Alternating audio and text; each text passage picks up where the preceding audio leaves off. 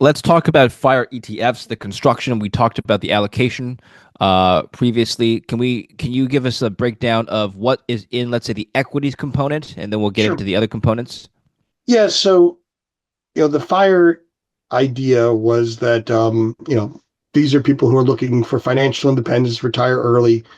90% of them just buy VTI and chill or VU and chill. And days like today, that doesn't feel that good. And things like this that persist, they're pretty painful and it can make people make bad decisions.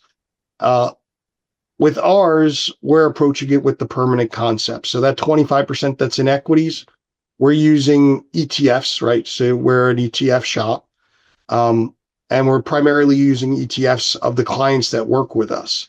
So Tom Lee has the Granny Shots portfolio.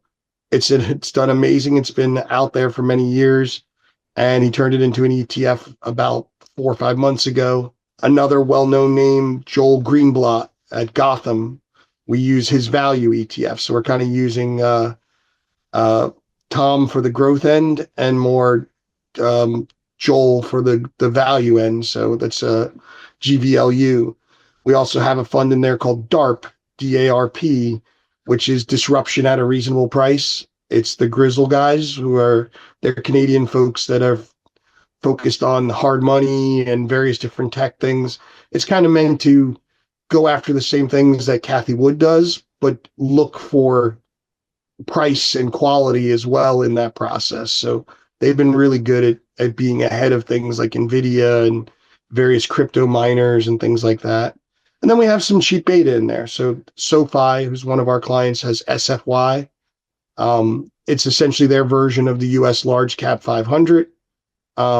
It's got a slight growth tilt to it, and it's 5 bips. So it's nice and cheap, our version of cheap beta in the portfolio. Now, these things will change if I see opportunities, but more or less it's broad-based equity exposures with a couple little spicy ideas thrown in there. But it's primarily I would say, a cyclical or risk on kind of portfolio from the equity Absolutely. side, or is it more defensive? Absolutely risk on because the whole idea is at any given moment, one of those four quadrants should be doing well. And when that quadrant's doing well, I want to do better than just VU. Okay.